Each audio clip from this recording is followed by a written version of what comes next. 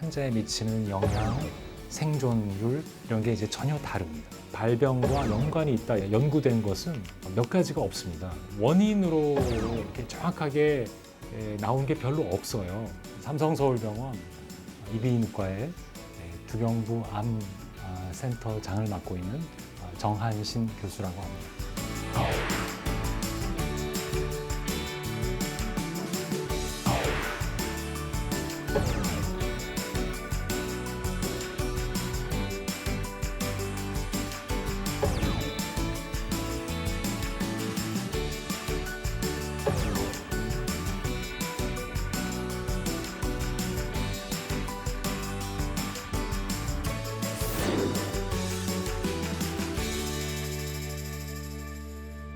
구강과 목 이런 부분, 그다음에 비강, 코 있는 부분에는 상당히 많은 수의 침샘이 존재하고 있습니다. 그 중에서도 크기가 큰 침샘을 우리가 주침샘이라고 하는데요. 주침샘은 이제 크게 귀 밑샘, 이하선, 그다음에 턱 아래쪽에 있는 악하선 또는 턱 밑샘이라고 부르는 큰 침샘이 있고요.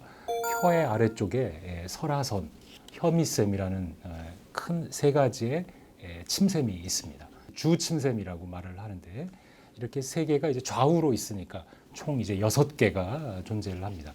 큰 주침샘에서 생기는 암을 말하고 입과 코에 이제 산재에 있는 작은 침샘들, 소침샘에서 생기는 암도 역시 소침샘암이라고 해서 침샘암에 이제 포함이 됩니다.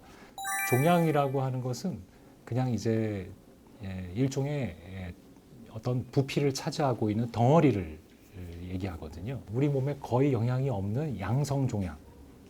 간단히 말하면 그냥 무록 이런 종류겠죠. 반대로 우리 몸에 영향을 크게 줄 수 있는 암, 이것을 이제 악성 종양이라고 합니다. 그러니까 종양이라고 하는 건 크게 양성과 악성 이렇게 나눠지고 악성을 암이라고 이제 말을 하는 거죠. 침샘암은 암세포의 종류가 굉장히 많습니다. 암세포 종류에 따라서 종양의 특성이 이제 굉장히 다양하게 나타날 수가 있습니다.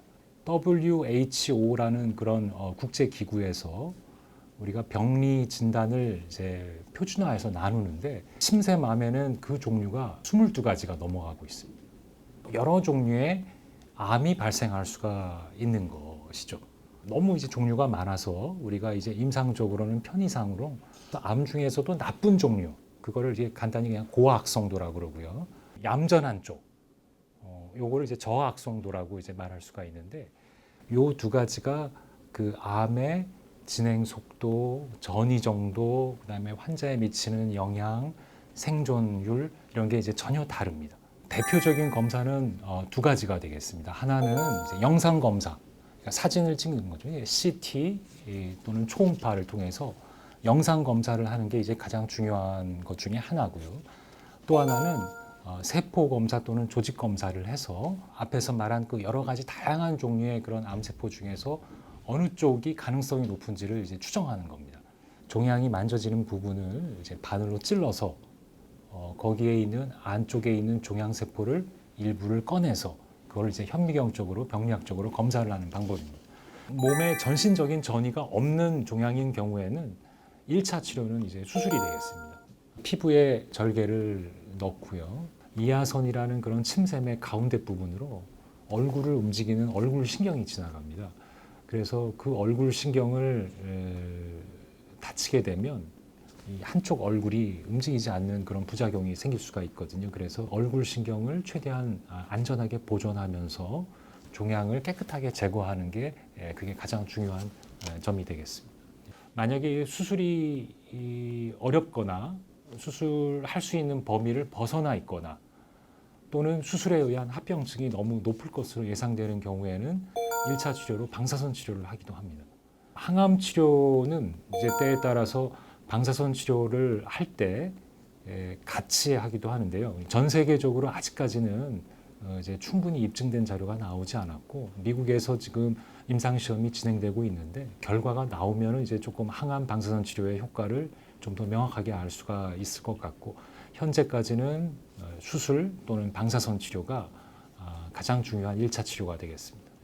침샘암 부분에 방사선이 들어갔거나 장기간의 방사선 노출이나 뭐 이런 것 때문에 추후에 침샘암이 늘어났다는 보고는 있고요. 인체에 유해한 화학물질에 오랫동안 자극이 된 사람에서 침샘암의 빈도가 늘어났다 이런 발표는 있습니다. 그렇지만 여러 가지 우리가 추정하는 다른 원인에 의해서 침샘암이 직접 연관이 있다 이렇게 연구된 것은 아직까지는 없는데 이제 그 중요한 이유가 이 침샘암의 빈도 자체가 10만 명당 한 명이 안 되거든요. 침샘암 발생 인원이 적기 때문에 그거에 대한 원인 역시도 충분히 연구되지 않은 점이 있습니다. 앞에서 잠깐 말씀드렸지만 그 침샘암의 원인으로 이렇게 정확하게 나온 게 별로 없어요. 권해드리고 싶은 것은 빨리 발견하는 게 하여튼 가장 치료에 도움이 됩니다. 그래서 어떤 침샘 부위에 무엇인가 종양 같은 것이 만져지면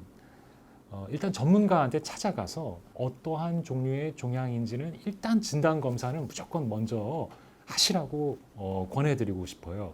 제가 이런 것을 고안하게 된 이유는 유방암에서 자가 검진 방법에 의해서 상당히 그 종양을 빨리 찾고 유방암의 치료 결과를 좋게 만들었다는 그런 결과를 제가 좀 참조를 했습니다.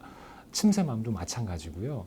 침샘암을 이제 빨리 발견하기 위해서는 본인이 침샘의 위치를 어느 정도 인지를 한 다음에 우리가 유방 검진하는 것처럼 주기적으로 자꾸 이렇게 체크를 하셔서 덩어리가 만져진다면 빨리 검사해서 진단을 받으시는 게 혹시 나중에 암으로 진단되더라도 치료 결과를 향상시킬 수 있는 가장 중요한 지름길이 되겠습니다.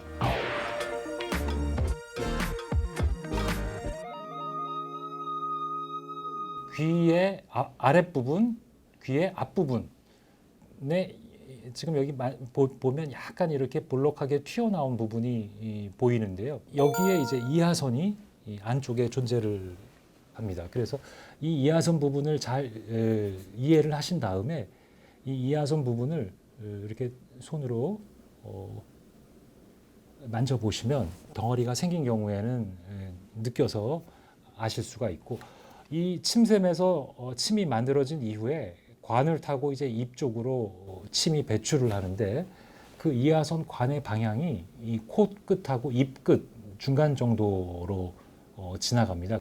침샘관이 이 앞쪽으로 이렇게 이동을 하게 되어 있는데요. 그러니까 요 부분도 역시 침샘관 쪽에 어떤 문제가 있는지 종양이 있는지를 이제 잘 만져서 확인을 하셔야 되고요. 이 귀 뒤쪽에 귀뼈가 이렇게 있고요. 턱뼈가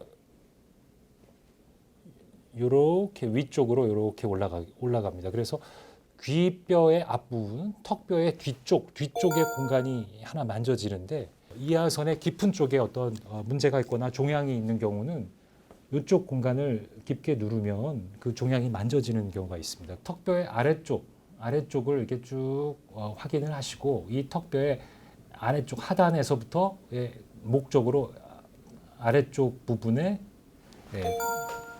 턱 밑에 악하선이 위치하고 있습니다. 뒤쪽으로 누르시는 게 아니고 약간 위쪽으로, 그러니까 턱뼈의 아래쪽 공간에서 위쪽 방향을 누르시면 그 악하선의 위치에서 어떤 종양이 있는지를 이렇게 만져서 잘 확인을 하시는 게 조기 발견에 좋은 방법이 되겠습니다.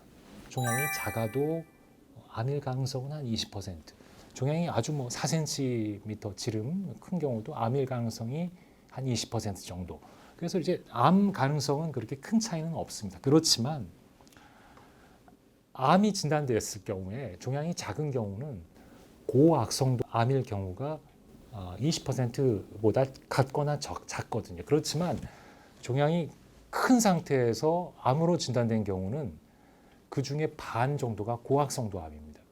그러니까 종양이 크고 고악성도 암이 늦게 발견되는 경우에는 상당히 위험할 수가 있거든요.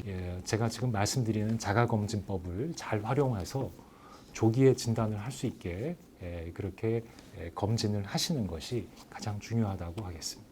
침샘암을 조기에 발견하기 위해서는 침샘의 위치를 일단 잘 이해를 먼저 하셔야 되고요. 침샘의 위치를 주기적으로 꼼꼼하게 만져봄으로써 2, 3주 이상 지속되는 덩어리가 있는 경우에는 빨리 진단을 받으시는 게 중요하고, 그렇게 함으로써 침샘암을 조기에 발견할 수 있는 지름길이 되겠습니다.